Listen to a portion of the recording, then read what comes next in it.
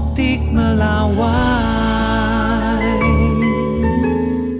Hari pertama perdagangan Bursa Efek Indonesia di tahun 2026, indeks harga saham gabungan menguat tipis di level 8.658,42. Menteri Keuangan Purbaya Yudi Sadewa optimistis tahun ini IHSG bisa menyentuh level 10.000.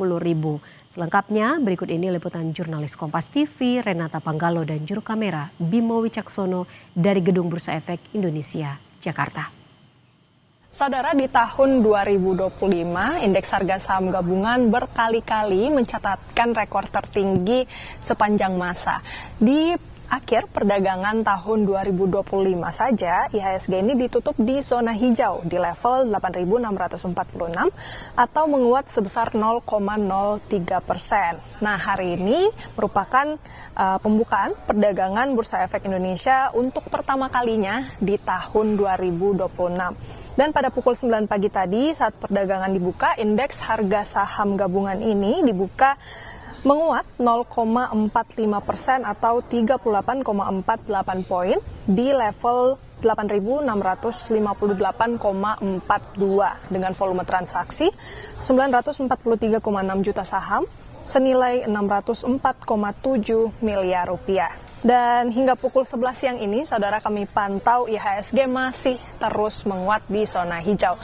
Kita lihat papan bursa bersama-sama, saudara. Untuk pukul 11:12 ini, indeks harga saham gabungan di level 8.704 ini naik 0,70% atau 57,15 basis points. Dan dalam pembukaan perdagangan kali ini, Menteri Keuangan Purbaya Yudi Sadewa turut hadir dan memberi sinyal positif kepada para investor.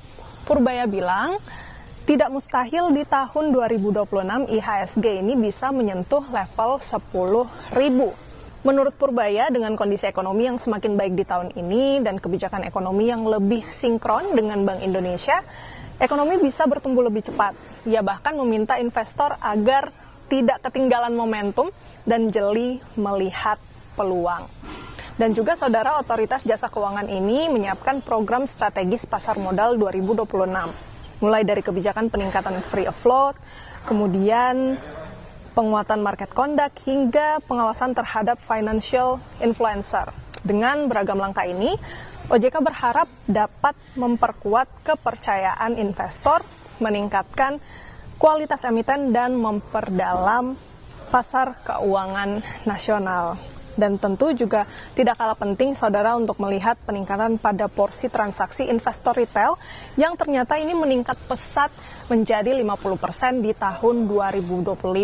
Melihat peningkatan ini, OJK juga terdorong untuk semakin meningkatkan aspek perlindungan, termasuk melindungi investor retail dari praktek goreng-menggoreng saham dan juga bentuk manipulasi lainnya. Selain itu, OJK juga melihat penguatan literasi dan edukasi ini menjadi krusial supaya investor Gen Z dan juga Gen Y ini yang mendominasi sekitar 70% dalam porsi investor retail ini tidak hanya melihat atau tidak mengejar kekayaan dalam jangka pendek saja, namun melihat saham ini juga bisa menjadi instrumen begitu atau sumber pendanaan jangka menengah dan juga jangka panjang untuk tentunya meningkatkan kesejahteraan keuangan mereka.